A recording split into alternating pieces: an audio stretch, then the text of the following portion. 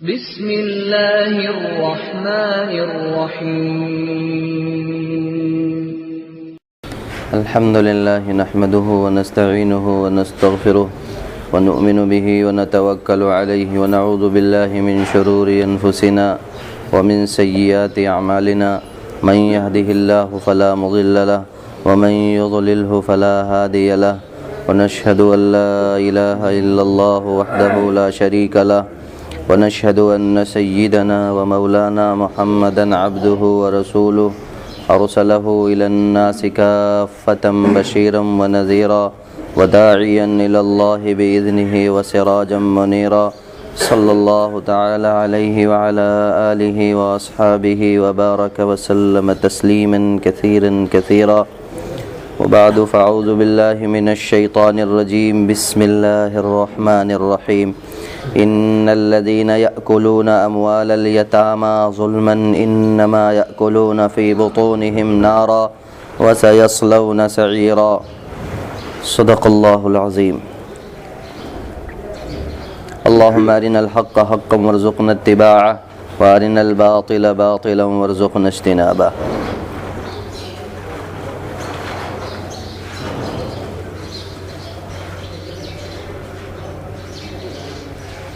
بلا شبہ جو لوگ یتیموں کے مال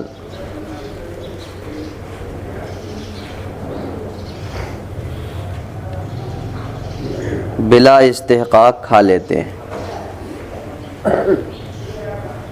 اور کچھ نہیں، بس وہ اپنے پیٹوں میں آگ بھر رہے ہیں،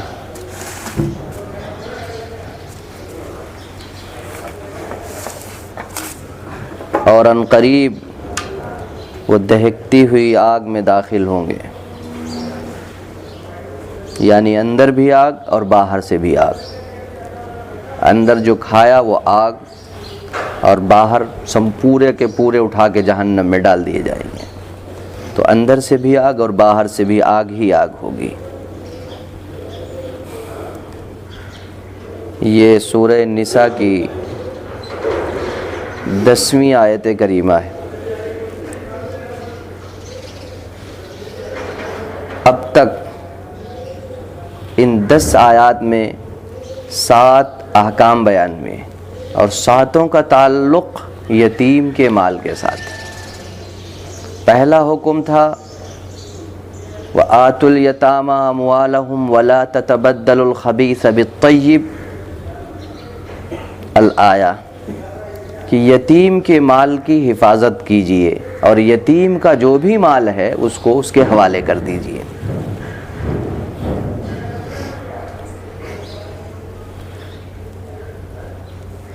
دوسرا حکم تھا وَإِنْ خِفْتُمْ أَلَّا تُقْسِطُوا فِي الْيَتَامَى فَانكِحُوا مَا طَابَ لَكُم مِّنَ النِّسَاءِ مَثْنَىٰ،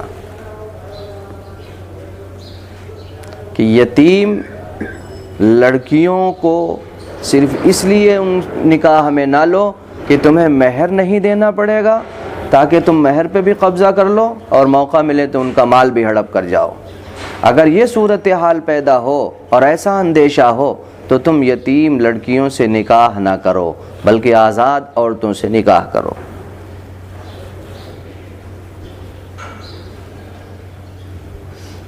پھر اس کے بعد تیسرا حکم مہر کے سلسلے میں آیا وَآتُوا النِّسَاءَ صَدَقَاتِهِنَّ نِحْلَةً، کہ جو بھی جس سے بھی نکاح کرو ان کے مہر ادا کرو. بغیر مہر کے تم اپنے نکاح میں، جیسے یتیم ہے اس کو نکاح کرنے کے بعد اس کے مہر کی ادائیگی نہ کرو. یہ صورتحال نہیں ہونی چاہیے. جس سے بھی نکاح کرو مہر پورے ادا کرو. پھر اس کے بعد چوتھا حکم تھا وَلَا تُؤْتُوا السُّفَهَاءَ أَمْوَالَكُمُ الَّتِي جَعَلَ اللَّهُ لَكُمْ قِيَامًا،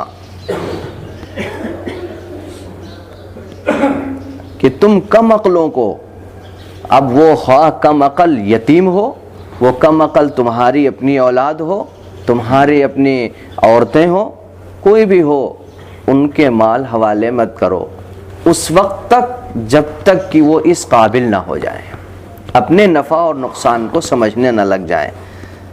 اس وقت تک ان کے مال کو اپنی نگرانی میں رکھو، اس کو محفوظ بھی رکھو اس کو بے جا اسراف کے ساتھ خرچ بھی مت کرو اور ان کی حفاظت کرو. جب وہ اس قابل ہو جائیں ان کے مال ان کے حوالے کر دو.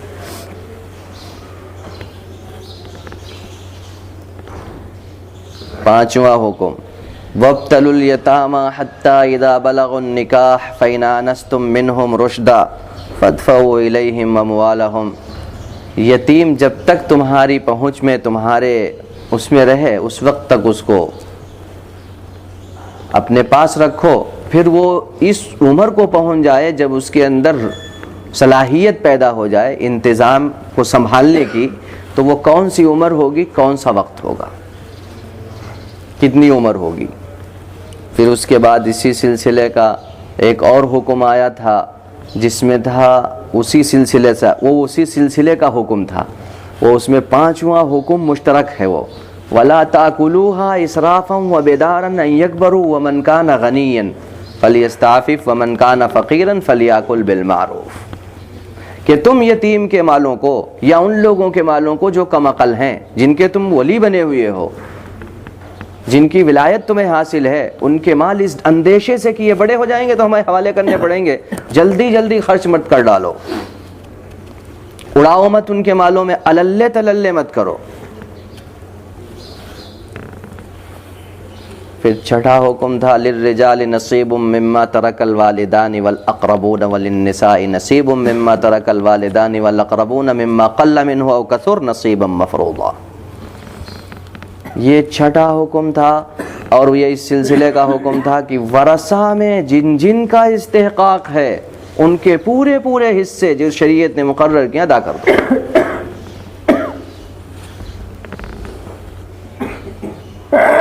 پھر ساتواں حکم آیا وَلْيَخْشَ الَّذِينَ لَوْ تَرَكُوا مِنْ خَلْفِهِمْ ذُرِّيَّةً ضِعَافًا, جس کی ابتدا وَإِذَا حَضَرَ الْقِسْمَةَ أُولُو الْقُرْبَى, جو غیر ورثہ والے یعنی جن کا وراثت میں کوئی حق نہیں ہے, اگر وہ آ جائیں تو ان کے ساتھ مراعات کا معاملہ کرنا, ان کی رعایت کرنا. یہ ساتواں حکم تھا. اور یہ ساتویں حکم کے بعد سب سے آخری آیت جو آ رہی ہے وہ یتیم کے مال کے سلسلے میں جو شخص بلا استحقاق اس کو استعمال کرے گا اس کے لیے شدید ترین وعید ہے. تو یہ پورا کا پورا رکوع سب سے نچلا طبقہ, سب سے کمزور, سب سے صنف نازک کا جو حصہ ہمارے جزو انسانی میں ہے, اس کے اوپر اس کے سلسلے میں خاص طور پر اللہ تعالیٰ نے سب کو ڈرنے کا حکم دیا ہے, بچو. چنانچہ اس سے پہلی جو آیت تھی وَإِذَا حَضَرَ الْقِسْمَةَ, اس کے تحت میں ایک مسئلہ رہ گیا تھا, اس کو پھر سے ذہن نشین کر لیا جائے کہ وہ مسئلہ یہ تھا کہ جو وراثت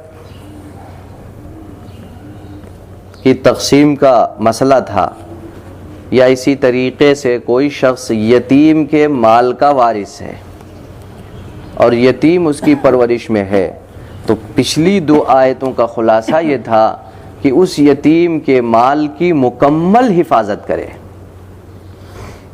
مکمل حفاظت کرے, اس کی حفاظت اس کی ذمہ داری. کب تک اس کی حفاظت کرے, اور اس سلسلے میں خاص طور پر ڈرتا رہے,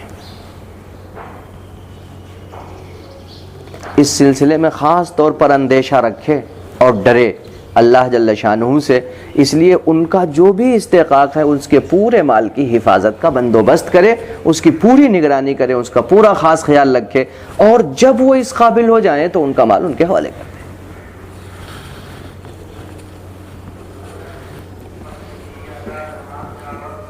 اب اگلی آیت کریمہ ان الذین یأکلون اموال الیتامی ظلما انما یأکلون فی بطونہم نارا, یہ شدید ترین وعید ہے.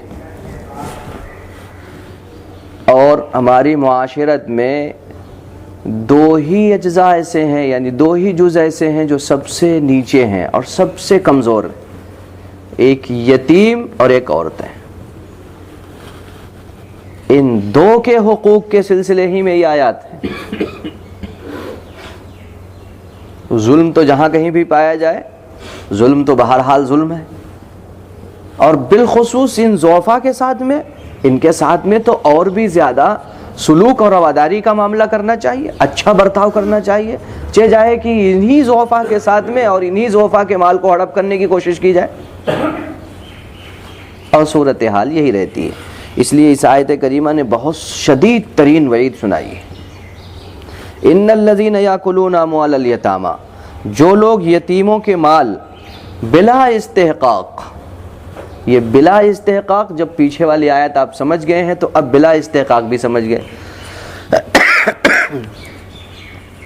ایک صورت تو یہ ہے کہ جس شخص کی پرورش میں وہ یتیم ہیں یا وہ ضعیف صنف نازک ہیں،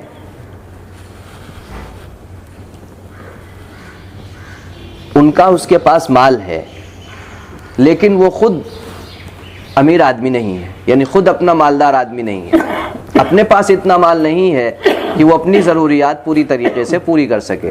ضروریات ضرورت کے دائرے میں رہیں گی۔ ہماری جو آج کل کی ضروریات کا جو لفظ استعمال ہوتا ہے وہ بیجا ضرورتیں نہیں، بلکہ جو واقعی ضرورتیں ہیں انہی ضرورتوں کے لیے اس کے پاس گنجائش نہیں ہے، تو وہ یتیم اور ضعفاء کے مال میں سے بقدر ضرورت، اس شرط کے ساتھ اس کے مال میں سے استعمال کر سکتا ہے، اس کی گنجائش ہے۔ اس بات کو سمجھنے کے لیے اس میں لفظ ظلمن آیا ہوا ہے، ان الذین یاکلون اموال الیتامی ظلمن۔ اگر ظلمن نہیں ہے، استحقاقاً ہے اور ضرورتاً ہے تو گنجائش ہے، اس کے اوپر یہ شدید وعید نہیں ہے۔ صحیحین کی روایت حضرت ابو ہریرہ رضی اللہ تعالیٰ عنہ سے مروی ہے، اس میں نبی کریم صلی اللہ علیہ وسلم نے ارشاد فرمایا، اجتنبوا السبع الموبقات، 7 تباہ کرنے والی چیزوں سے اپنے آپ کو بچاؤ۔ الاشراک باللہ، اللہ کے ساتھ کسی کو شریک ٹھہراؤ، اس سے اپنے آپ کو بچاؤ۔ جو سبع موبقات 7 ہلاک کرنے والی چیزوں سے اپنے آپ کو بچاؤ۔ نمبر 1 الاشراک باللہ، اللہ کے ساتھ کسی کو شریک کرنا، یہ ایک ہلاک کرنے والا بڑا گناہ ہے۔ قتل النفس التي حرم اللہ الا بالحق، کسی انسان کو ناحق ظلماً قتل کر دینا۔ وَأَكَلُ مَالَ الْيَتِيمِ، یتیم کا مال کھا جانا، یہ ان 7 ہلاک کرنے والے گناہوں میں ہے۔ وَأَكَلُ مَالَ الْيَتِيمِ، مال یتیم کھانا۔ وَأَكَلُ الرِّبَا، سود کھانا۔ وَالسِّحْرَ، جادو کرنا۔ وَالتَّوَلِّي يَوْمَ الزَّحْفِ، اور دشمن سے مقابلے کے دن میدان جہاد سے پیٹ پھیر کر کے بھاگنا۔ اور قذف المحصنات الغافلات المؤمنات، بھولی بھالی سیدھی سچی مسلمان عورت پر زنا کی تہمت لگانا۔ ان 7 گناہوں سے اپنے آپ کو بچاؤ، یہ تباہ کرنے والے ہیں۔ یعنی اگر کوئی شخص سارا نیک آدمی ہے، بہت اچھا ہے، سب کچھ ہے، سب چیزوں سے بچ کر کے گیا، صرف اکل مال الیتیم ظلمن ہے تو جہنم میں جائے گا۔ ساری زندگی سب کچھ کیا، سب ٹھیک ٹھاک ہے، وَأَكَلُ مَالَ الْيَتِيمِ، مال یتیم استعمال کیا ظلمن، یتیموں کا مال کھا لیا تو وہ جہنم کے لائق ہے۔ یہ اتنا بڑا گناہ عظیم ہے۔ پھر اس آیت کریمہ میں جو اللہ تعالیٰ نے ارشاد فرمایا، ان الذین یاکلون اموال الیتامی ظلما انما یاکلون فی بطونہم نارا، گویا کہ وہ اپنے پیٹوں میں آگ بھر رہے ہیں، آگ۔ یہ بات بعض مفسرین تو کہتے ہیں کہ ظاہری اعتبار سے، لیکن ظاہری اعتبار سے ہے، اور بعض مفسرین کہتے ہیں یہ صرف اشارہ ہے، یہ کنایہ ہے، ایک مثال دی جا رہی، کنایہ کیا جا رہا ہے۔ یعنی اگر کوئی شخص ایسا کرتا ہے تو اس کو جہنم، اس کی سزا میں جہنم بھگتنا پڑے گا، تو گویا کہ وہ آگ ہی ہو گیا۔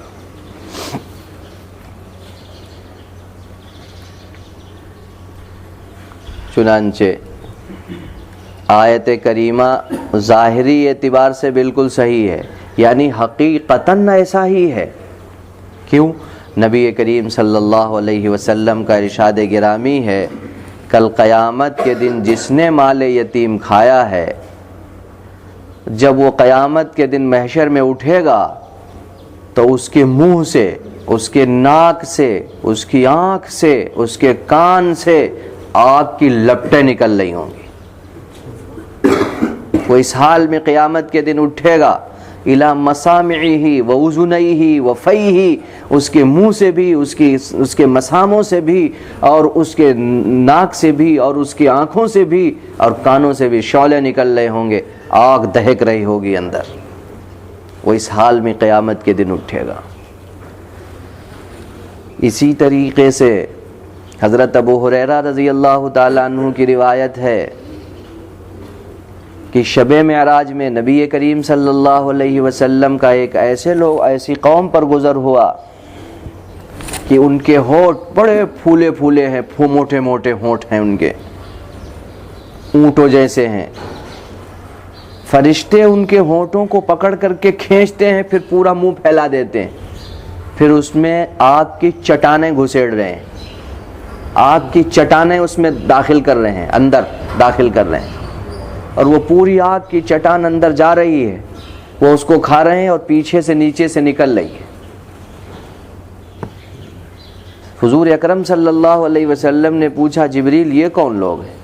فرمایا یہ وہ لوگ ہیں جن کے بارے میں قرآن کریم کی آیت نازل ہوئی، ان الذین یاکلون اموال الیتامی ظلما انما یاکلون فی بطونہم نارا، یہ وہ ہیں مال یتیم ناحق کھانے والے ہیں۔ یہ آیات بتا رہی ہیں۔ اسی طریقے سے قرآن کریم کی آیات کے ظاہر سے یہ بات معلوم ہوتی ہے کہ انسان جو عمل کرتا ہے، فی نفسی جو عمل کرتا ہے، یہی عمل اس کے کل قیامت کے دن شکلیں اختیار کر لیں گے، متشکل ہو جائیں گے۔ اچھا کام کرے گا تو ثواب کی شکل میں جنت میں، اور جنت کی تمام نعمتوں کی شکل میں ظاہر ہوں گے۔ ظاہر ہے برا عمل کرے گا تو وہ اپنی شکلوں میں اختیار کر لیں گے۔ چنانچہ اس کے لیے قرآن کریم کی ایک آیت کریمہ میں اللہ نے ضابطہ ارشاد فرمایا، وَوَجَدُوا مَا عَمِلُوا حَاضِرًا، کہ جو تم عمل کرتے ہو کل قیامت کے دن اس کو میدان محشر میں موجود پاؤ گے۔ تم اپنی آنکھوں سے اپنا عمل دیکھو گے کہ وہ بالکل شکل بنی ہوئی ہے اور وہ شکل کے سامنے ہمارے ساتھ موجود ہے، متشکل ہو کر کے ملے گا وہ۔ وَوَجَدُوا مَا عَمِلُوا حَاضِرًا، تو وہ ہمارے سامنے بالکل اس کی شکل آ جائے گی اور اس شکل میں ہمارے سامنے ملے گا۔ یہ آیات اور اس قسم کی آیات جو ظاہری اعتبار سے آئی ہیں وہ قرآن کریم کے ضابطے کے اعتبار سے بالکل صحیح ہیں، اور یقیناً ایسا ہی ہوگا۔ بعض مفسرین فرماتے ہیں کہ یہ صرف ظاہر نہیں ہے بلکہ صرف یہ اندر کی بات ہے، یعنی یہاں اشارہ اور کنایہ کیا گیا ہے کہ جو شخص ایسا کرے گا اس کی سزا جہنم میں بھگتنی ہوگی، بہت شدید سزا ہے۔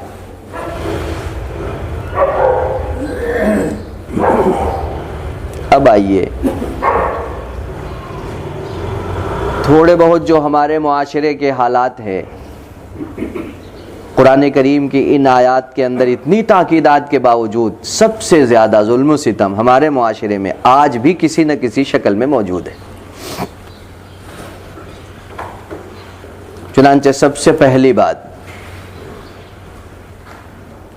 اگر مرنے والے نے جو بھی مال چھوڑا ہے، یہ پچھلی آیت کریمہ کا خلاصہ تھا جس میں اللہ تعالیٰ نے حصص بیان فرمائے تھے۔ مرنے والا جو بھی مال، ایک میت ہے اور اس نے جو بھی مال چھوڑا ہے، سب سے پہلی بات تو اس کے سلسلے میں یاد رکھنی یہ چاہیے کہ ہر چھوٹی چیز اور ہر بڑی چیز سب کا سب ترکہ ہے، اور اس ترکے میں سارے وارثین کا حق ہے، چاہے وہ چیز چھوٹی ہو اور چاہے وہ بڑی ہو۔ حتیٰ کہ میت کے کپڑے، اس کی سے جیب سے، اس کے جسم سے کوئی بھی چیز نکلے، کوئی بھی چیز سامنے آ جائے، وہ سب کا سب ترکہ ہے، اس کو خرچ کرنے کا کسی کو اختیار نہیں ہے۔ کیوں؟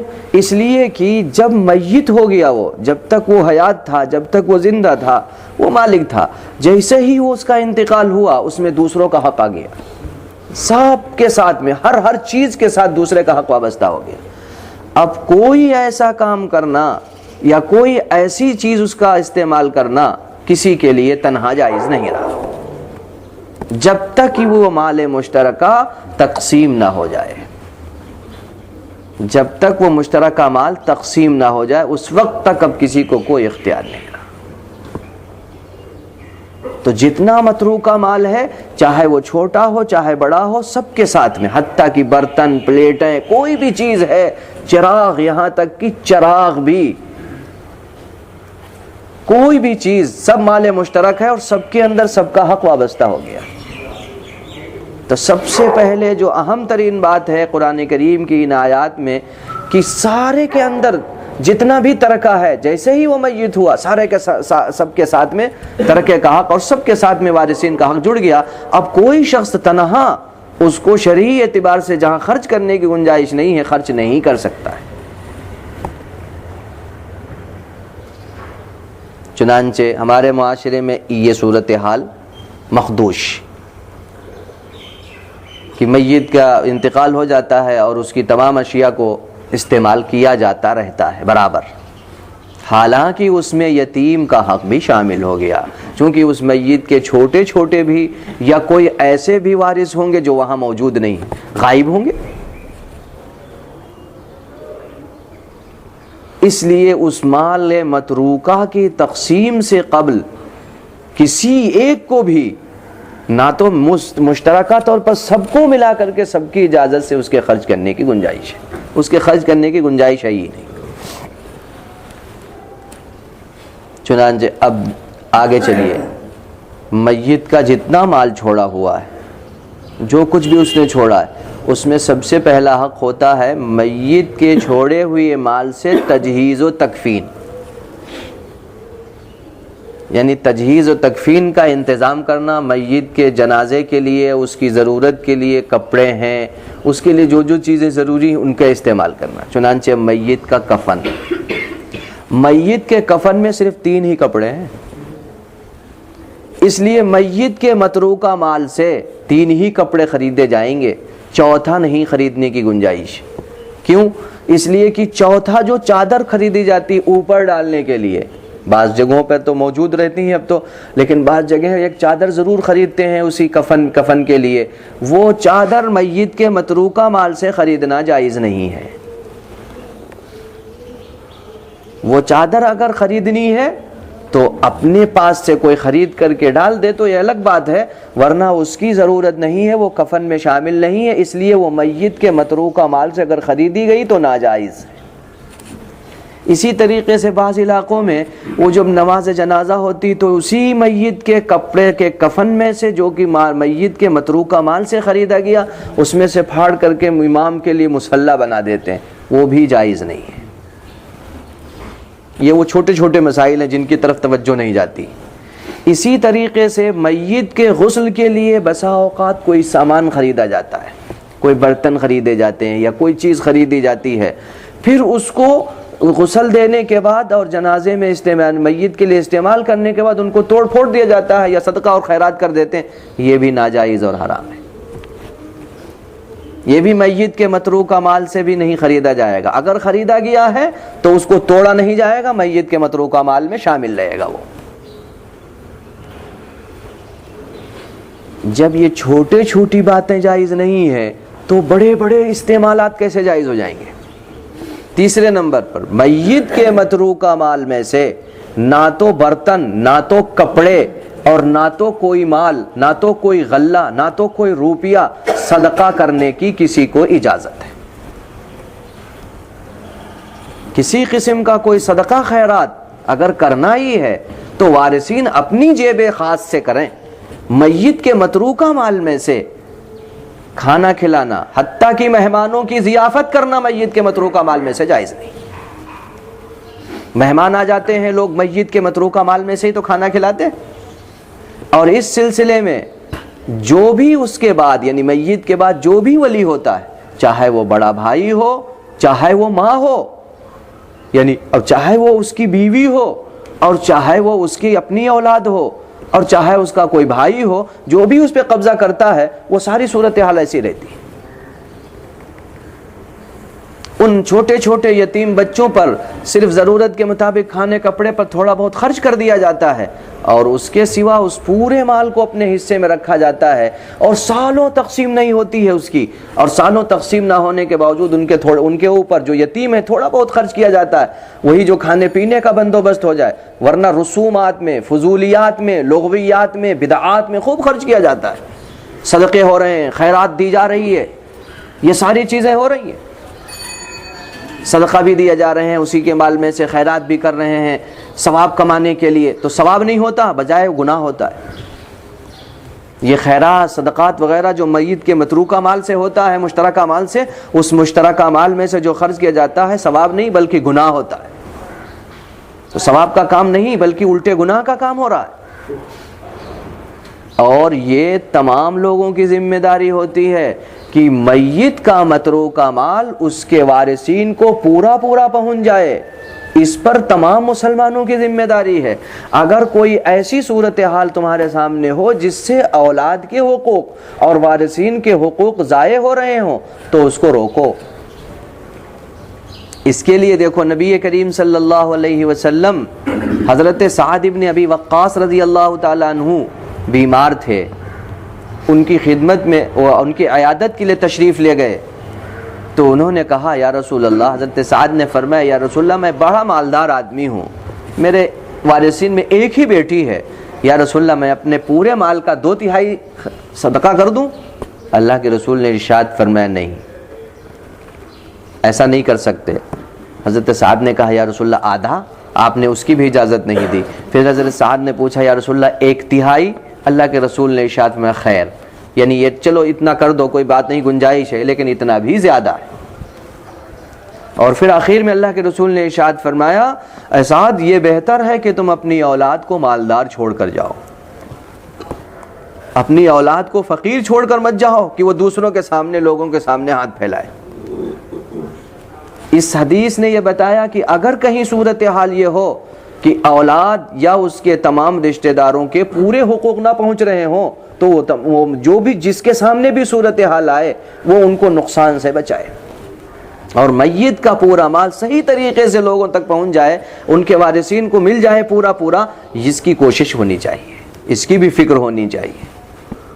تو یہ میت کے تمام متروکہ مال سارا کا سارا سب کی وراثت اس کے ساتھ وابستہ ہو جاتی ہے، سب کا استحقاق ہو جاتا ہے، جتنے وارثین ہیں، بیوی ہے، ماں باپ ہیں میت کے، اور میت کی اولاد ہے، ان اولادوں میں بچیاں بھی ہیں، بچے بھی ہیں، اب وہ چھوٹے ہوں یا بڑے ہوں، بڑے ہیں تو بھی، چھوٹے ہیں تو بھی۔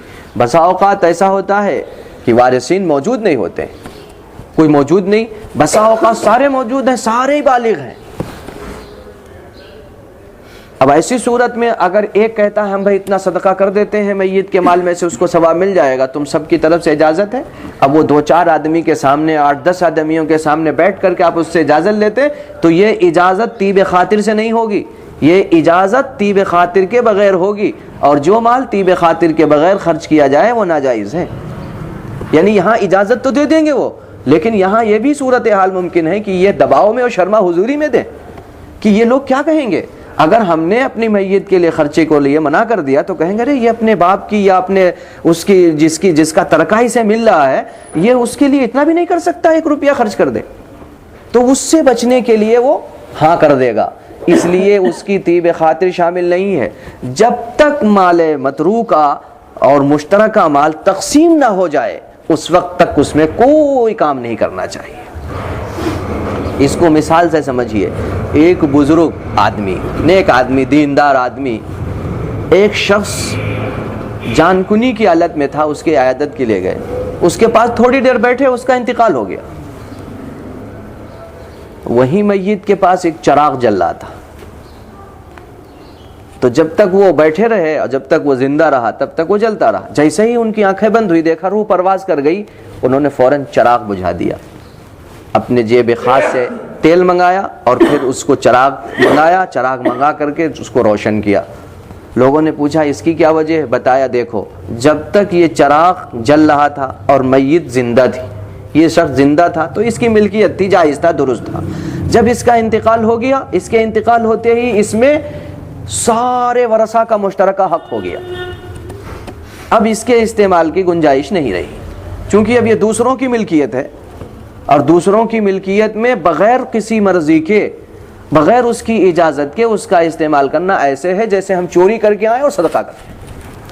اس وجہ سے میت کے متروکہ مال کو استعمال کرے اگر کوئی شخص تنہا، کوئی شخص بھی تنہا استعمال کرے تو ایسے جیسے چوری کر کے لایا اور صدقہ کر رہا. اور ہمارے معاشرے میں یہ پوری صورتحال ایسی ہی موجود ہے کہ اس میت کے متروکہ مال کو استعمال کرتے رہتے ہیں اپنی مرضی کے ساتھ میں، اور پھر اس پر مستزاد یہ کہ اس کو نام بدلوانے کے لیے، یعنی میت کی جتنی جائیداد ہے اس جائیداد کو بچوں کے نام کرانے کے لیے بھی اس میں استعمال کیے جاتے ہیں جو پیسے، وہ سارے کے سارے غلط طریقے ہیں. تو یہ ایک مثالی جو واقعہ ہے، اس واقعے سے یہ بات اچھی طرح سمجھی جا سکتی ہے کہ میت کے مال میں سے جو بھی چھوڑ کر کے گیا اس کی کیا حیثیت ہے اور اس کی کیا قدر و قیمت ہونی چاہیے، اور اس سلسلے میں کتنی آج کل معاشرے میں خرابیاں پھیلی ہوئی ہیں. ہمارے پورے معاشرے میں اس کی پوری دھجیاں اڑائی جا رہی ہیں. یہ اللہ جل شانہ کی طرف سے تاکیدی احکامات ہیں.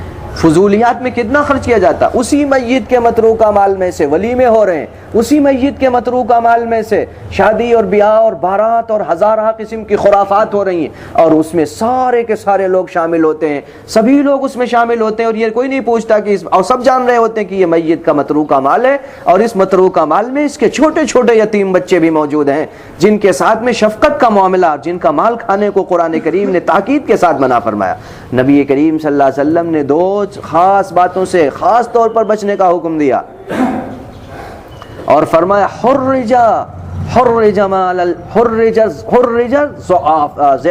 ضعفین، دو کمزوروں کے مال کھانے سے اپنے آپ کو بچاؤ،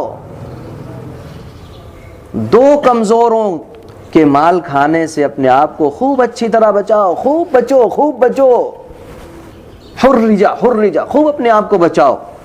مال الضعیفین، ضعیفین، دو کمزوروں کے مال سے اپنے آپ کو بچاؤ. وہ کون ہے؟ النساء والیتیم، عورتیں اور یتیم. یہ صنفیں، یہ دو حصے معاشرے کے بڑے نازک ہیں، بڑے کمزور ہیں، ان کے مال کھانے سے اپنے آپ کو بچاؤ. تو عورتوں کے حقوق بھی ضائع ہوتے، مرد اور ہمارے میں جو کمزور سا طبقہ یعنی یتیم کا ہے، انہی دو کی رعایت نہیں کی جاتی. چنانچہ عورتوں کے بھی سارے کے سارے مال ہڑپ کر لیے جاتے ہیں، اور یتیموں کے مال بھی ہڑپ کر لیے جاتے ہیں. اور یہ ہمارے معاشرے کی صورتحال ہے. جب ہم ایسا کر رہے ہیں، ہمارے پیٹوں میں حرام پہنچ رہا ہے، پھر ہم اللہ کی بارگاہ میں دعائیں کرتے ہیں، نمازیں پڑھتے ہیں، روزے رکھتے ہیں، دیندار کہلاتے ہیں. بتاؤ کہاں سے دینداری آ گئی؟ کہاں سے ہماری نمازیں اور ہماری دعائیں اوپر تک پہنچیں گی؟ یہ ہمارا حال ہے، یہ ہماری معاشرت. ہم اپنے معاشرے کو درست تو کریں، قرآن کی آیات پر جانچیں تو صحیح، پرکھیں تو صحیح. کتنا فساد پھیلا ہوا ہماری معاشرے میں، کتنی دینداری، ہمیں پتہ چل جائے گا. اپنے گریبان میں جب منہ ڈالیں گے اور ان حالات کو دیکھیں گے تو ہمیں یہ پتہ چلے گا ہم کتنے بڑے دیندار، کتنے دینی شعبوں پہ عمل کرنے والے ہیں.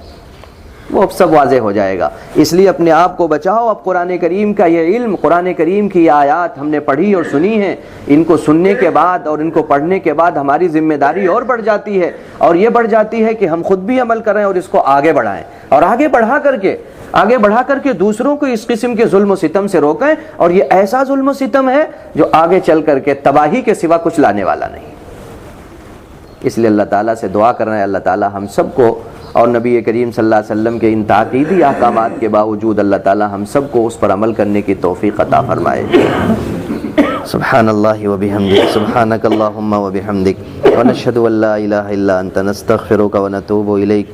سبحان ربک رب العزۃ عما یصفون، وسلام علی المرسلین، والحمد للہ رب العالمین.